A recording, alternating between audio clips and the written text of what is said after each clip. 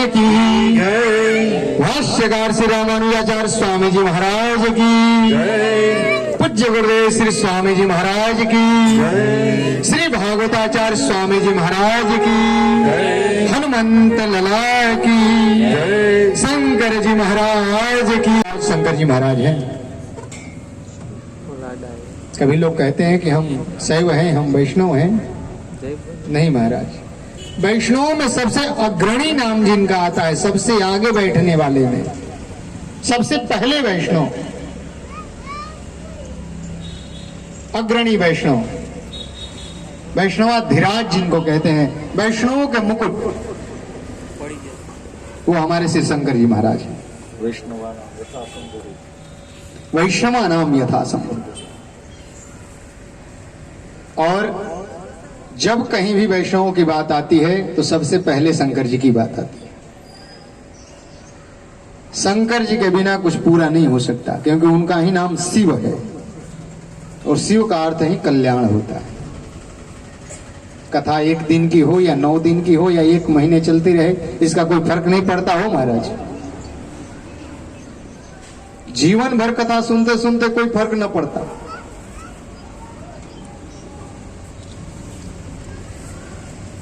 कथा एक घटना है जो जीवन में एक पल में घट जाए, वरना पूरे जीवन ना घटे।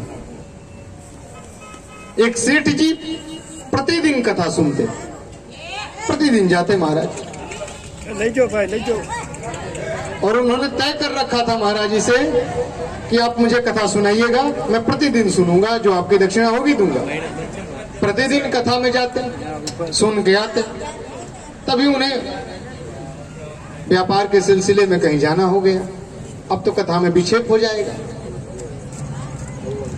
तो बोले मैं ना जाऊं तो धंधा छूट जाएगा, और जाऊं तो कथा छूट जाएगी। संकल्प लिया हूं। तो आचार्य जी से पूछे कि इसमें कोई उपाय है, क्या कर सकते हैं। आप समझिए, आचार्य की जो पीठ है यह साक्षात सुखदेव है, साक्षात सुखदेव है। कभी ऐसी भेद बुद्धि नहीं माननी चाहिए कि कथा कहने वाला तो वो मेरा जानीता है या मेरा बहुत नजदीकी है या मेरा दोस्त है, ऐसा नहीं, या इन्हें तो हम बहुत दिनों से जानते हैं। ना रे ना, जिस समय वो व्यासपीठ पर विराजमान हुआ उसी समय वो सुखदेव सुख स्वरूप हो गया। वहां से बोलने वाला कोई व्यक्ति विशेष नहीं होता, साक्षात भगवान सुखदेव होते हैं। ये मैं पढ़ के नहीं, अनुभव से बता रहा हूं, क्योंकि मुझे व्यासपीठ से उतरने के बाद कथा याद नहीं रहती।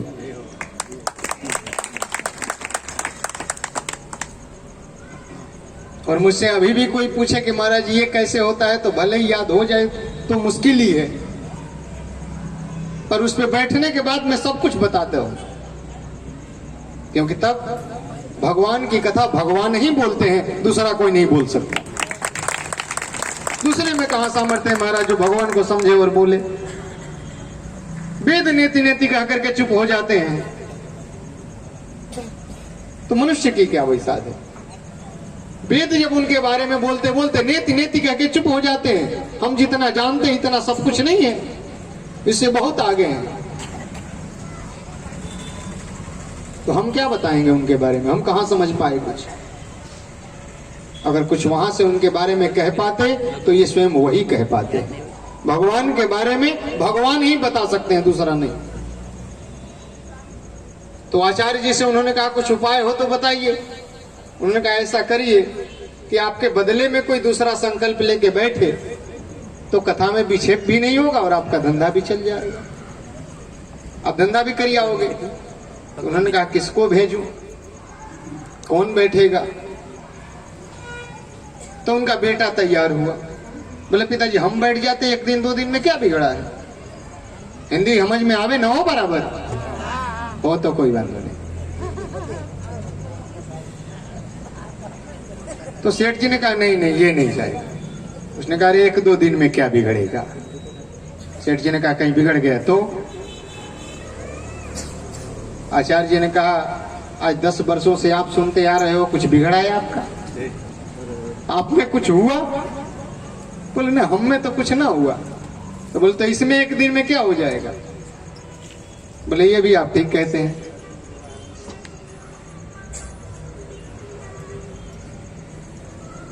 तो भगवत कृपा हुई, उन्होंने कहा ठीक है बेटा तू ही सुन लेना कथा। अब बेटे ने तो महाराज 2 ही दिन सुनी थी। बेटे ने जो कथा सुनी भगवान की, तो भगवान का हो गया। जब सेठ जी लौटे तो बेटा तो भगवान का हो चुका है। उसने कहा क्या हुआ? बेटा बोला अब कुछ होने को है कहां? सेठ जी बोले पागल हो गया, बाबरा हो गया, क्या हो गया? आचार्य जी के पास गए। आचार्य जी बोले भैया हमारी कथा में कोई दोष नहीं, 10 साल से वही कथा मैं आपको सुना रहा हूं, आपका कुछ नहीं हुआ। और 2 दिन में अगर इसका कुछ हुआ तो इसमें इसका दोष है, हमारा नहीं। भगवान की कृपा जिस पर हो जाती है, इसलिए कथा में हमेशा अपने तो आइए, बच्चों को जरूर लेके आइए, क्योंकि आपकी बुद्धि तो माया में इतनी लपटी पड़ी है कि निकालने में बहुत देर लगे। उसमें देर नहीं लगेगी, इसलिए उसे संस्कार दीजिए, उसे व्यवहार दीजिए। कथा में, मंदिर में उसे जरूर ले जाइए, अपने संस्कार और संस्कृति के बारे में उसे जरूर बताइए। हमारी संस्कृति विश्वास, प्रेम पर टिकी हुई है, और इस प्रेम में एक कड़ी आती है जिसे हम शादी कहते हैं। हमारा जीवन भर एक अलग अलग घरों में रहने वाले 2 लोग इस तरह से एक दूसरे को अंगीकार करते हैं कि स्वयं शंभु अर्धनारीश्वर हो। एक दूसरे से जीवन हो जाता है, एक दूसरे के सुख दुख की अनुभूति होने लगती है। ये कितनी विलक्षण बात है, और हमारी संस्कृति की कितनी अनूठी बात है।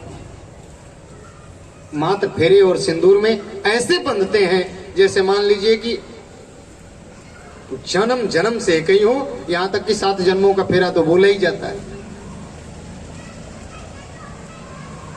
तो भगवत कृपा से ऐसा निर्णय ले रहे हैं। सद्भावना ग्रुप की तरफ से हमसे चर्चा 2 दिन पहले हुई थी कि स्वामी जी निराधार बच्चियों की सेवा मई महीने में ना, तारीख नक्की हो गई? नहीं, तारीख नक्की नहीं हुई है, पर मई महीने में निराधार 2 बच्चियों की शादी सद्भावना ग्रुप की तरफ से तिरुपति बालाजी मंदिर में संपन्न होगी। आप सब आज से ही उसके लिए सादर आमंत्रित हैं, और सभी लोग जरूर आएंगे, क्योंकि व्यासपीठ में आक्षेप उत्पन्न नहीं किया जाता है, लेकिन भगवत कृपा है। और हम पहुंचे भी इस टाइम पे हैं कि शायद आचार्य श्री की कथा पूरी ही होने वाली होगी, इसलिए इस आक्षेप के लिए बार बार क्षमा प्रार्थी हूं, और भगवान हमें सदैव क्षमा करे। क्षमा के सिवाय हम दूसरा भगवान से कुछ मांग भी नहीं सकते, लेकिन हमारे भजन में तो क्षमा नहीं होता। क्षमा नहीं हम चाहते, दंड की है याचना, दंड देना मुझ पतित को भूल मत जाना कहीं। हे प्रभु आनंद दाता, ज्ञान हमको दीजिए, लीजिए हमको शरण में, हम सदाचारी बने, ब्रह्मचारी, धर्म रक्षक, वीर व्रतधारी बने। इसी के साथ पूज्य गुरुदेव जी के चरणों में अपनी वाणी को समर्पित करते हुए बोलिए श्री तिरुपति बालाजी भगवान की हर हर महादेव। બીજું કે મે મહિનાની અંદરમાં 2 નિરાધાર દીકરીઓ કે જેમના કોઈ પણ માતા પિતા કે કોઈ એમનું સહાયક ન હોય એવી દીકરીઓના વિવાહ એ ત્યાં તિરુપતિ બાલાજી મંદિર બોખીરા ત્યાં નિર્ધારિત કરવામાં આવેલા છે। ખૂબ સેવાના કાર્યો પણ આ સદભાવના સેવા મંડળ તિરુપતિ બાલાજી મંદિર થી પણ ઘણા બધા કાર્યો થઈ રહ્યા છે, અને રૂડા આશીર્વાદ આપણા આ 1 દિવસીય રામકથાની અંદરમાં આવી અને આપને સૌને પ્રાપ્ત થયા। કથાની અંદરમાં બસ આપણે પુષ્પક વિમાનની અંદરમાં પ્રભુ શ્રી રામ आ चुके हैं अवध में, बस अब तो राज तिलक ही बाकी था।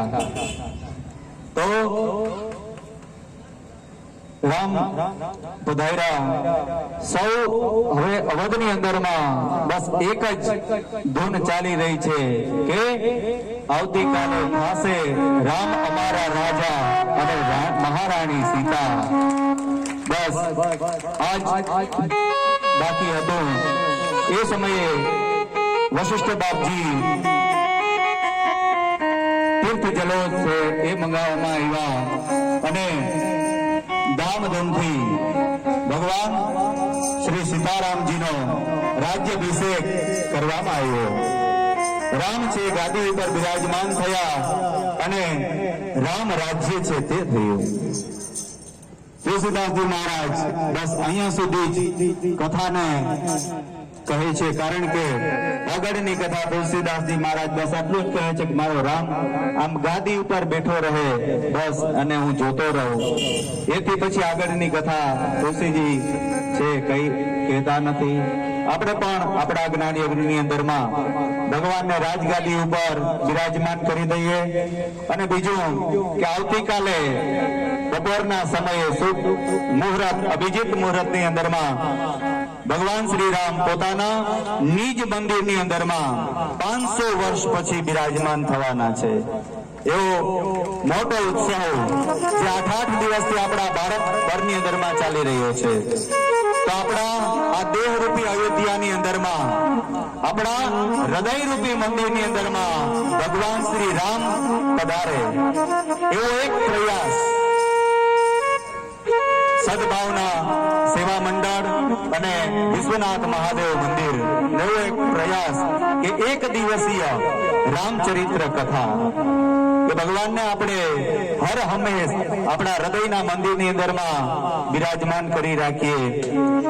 તો એ સાથે સૌના હૃદયની અંદરમાં રામ શ્યામ ઘનશ્યામ રહે એ પ્રાર્થના સાથે કથા અહીંયા વિરામ પામે છે।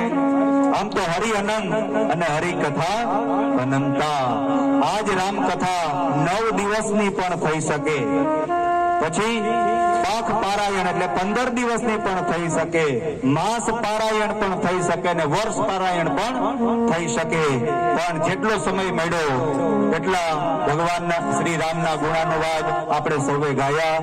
મારી વાણીને પણ પાવન કરવાનો મને આ અવસર આમાં પ્રાપ્ત થયો। તો એ પણ મહાદેવ એવા વિશ્વનાથ મહાદેવની કૃપા, સંતોના આશીર્વાદ, મારા ગુરુદેવના આશીર્વાદ અને આપ સૌ ભક્તજનોના હૃદયમાં બિરાજતા રામ શ્યામ અને ઘનશ્યામના આશીર્વાદ।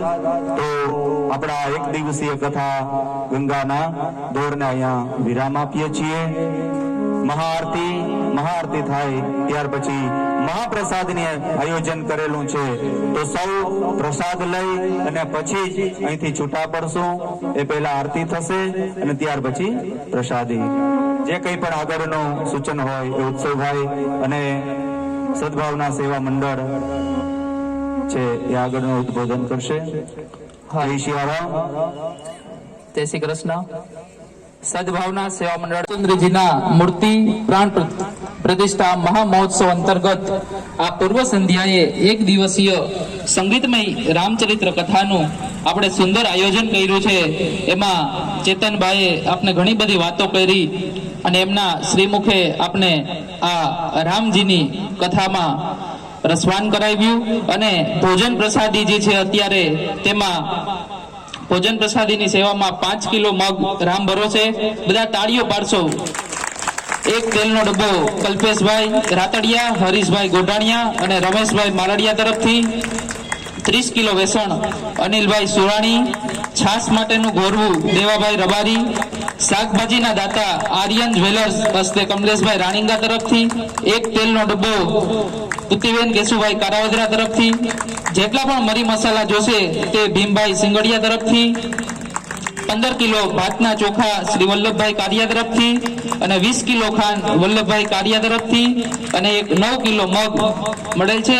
ત્યારબાદ રોકડ રકમની અંદર 251 રૂપિયા દિયા કે કેતનભાઈ મોઢા તરફથી 501 રૂપિયા માલીબેન ભીખુભાઈ રાતડિયા તરફથી 551 રૂપિયા રમેશભાઈ દેવસિંહ સોલંકી તરફથી 101 રૂપિયા ભરતભાઈ રાયકુંડલિયા રાણા કનોડા તરફથી 1101 રૂપિયા પરેશભાઈ રાયઠા તરફથી 151 રૂપિયા પ્રદીપભાઈ ગજ્જર તરફથી 251 રૂપિયા પ્રદીપભાઈ થાનકી તરફથી અને 101 રૂપિયા રામ ભરોસે આ સર્વે દાતાશ્રીનો સદભાવના સેવા મંડળ ખૂબ ખૂબ આભાર વ્યક્ત કરે છે અને જેમ તિરુપતિ બાલાજી આપણે સ્વામીજીએ જાહેરાત કરી કે સદભાવના સેવા મંડળ અને તિરુપતિ બાલાજી મંદિર દ્વારા આયોજિત 5મા મહિનાની અંદર અનાથ નિરાધાર 2 દીકરીઓના સમૂહ લગ્નનું આપણે આયોજન કરવાના છીએ.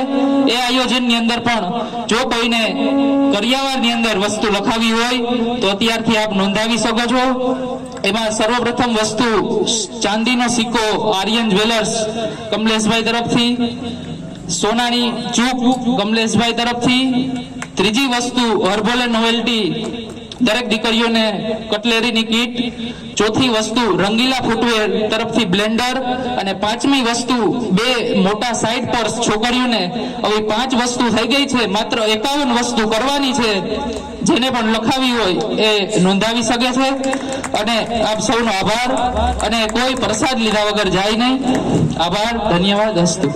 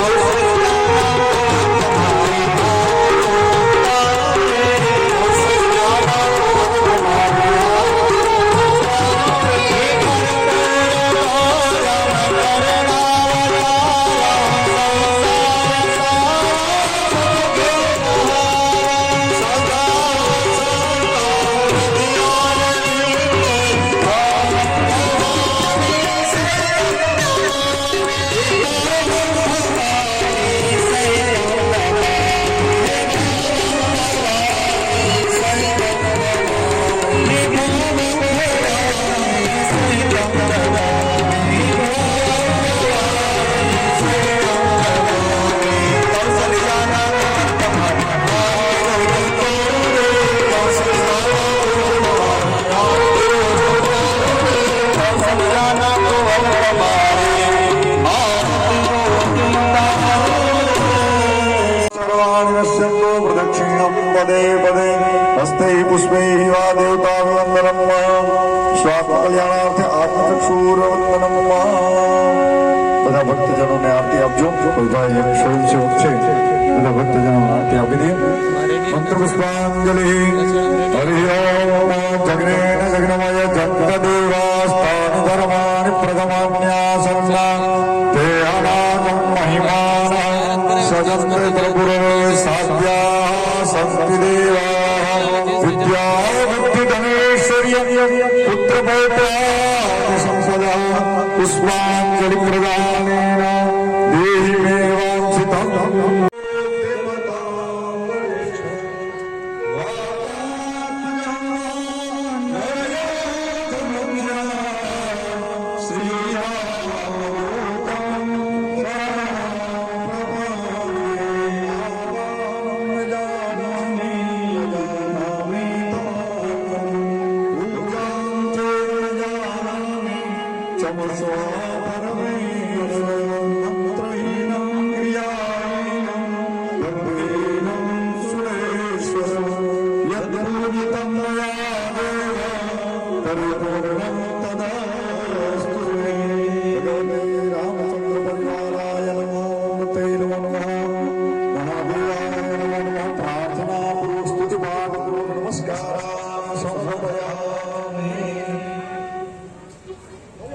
બોલે શ્રી વિશ્વનાથ મહાદેવ કી જય. રામચંદ્ર ભગવાન કી જય. તિરુપતિ બાલાજી હનુમાનજી મહારાજ કી જય. લક્ષ્મી નારાયણ ભગવાન કી જય.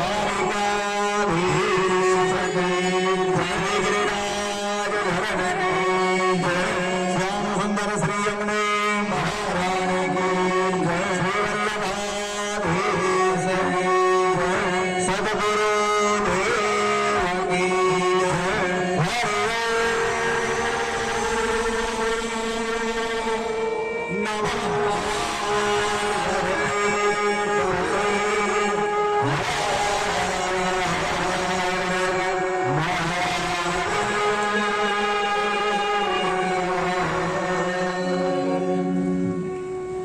કથાની અંદર કૌશિકભાઈ ભીખુભાઈ બારોટ તરફથી 201 મળેલ છે અને સમૂહ લગ્નની અંદર આપણે હમણાં જાહેરાત કરી એ પ્રમાણે એક સ્ટીલનું બેડું એના તરફથી આપવામાં આવશે.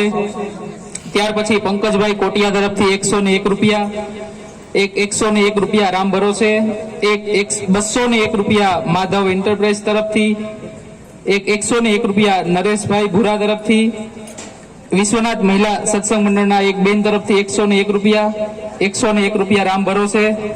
આ સર્વે દાતાશ્રીઓનો ફરી એકવાર ખૂબ ખૂબ આભાર માનીએ. 101 રૂપિયા રામ ભરોસે. હવે જે કોઈ પણ યજમાનોને અથવા તો બધા જે પધારેલા ભક્તોને અહીં શાસ્ત્રીજીનું ભાવપૂજન તથા વ્યાસજીના દર્શન કરવા હોય વ્યાસપીઠ ઉપર તો એક વારાફરતી આવે અને કોઈ પ્રસાદની અંદર ધક્કામુક્કી ન કરે. સૌપ્રથમ પેલા બહેનો પ્રસાદ લેવા જાય અને એ પછી ભાઈઓ અને થોડી વાર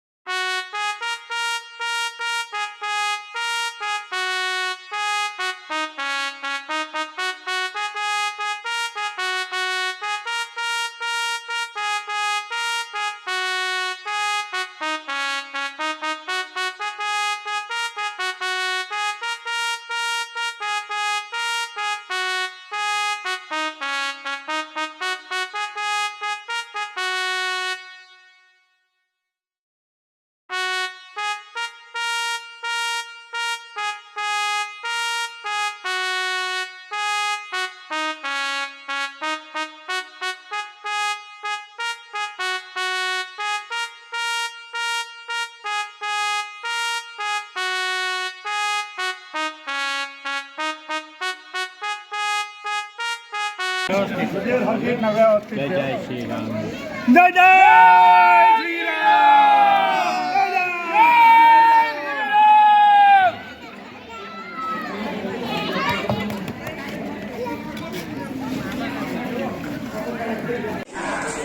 không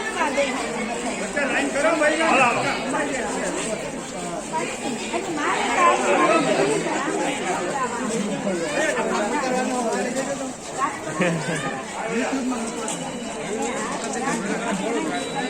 lỡ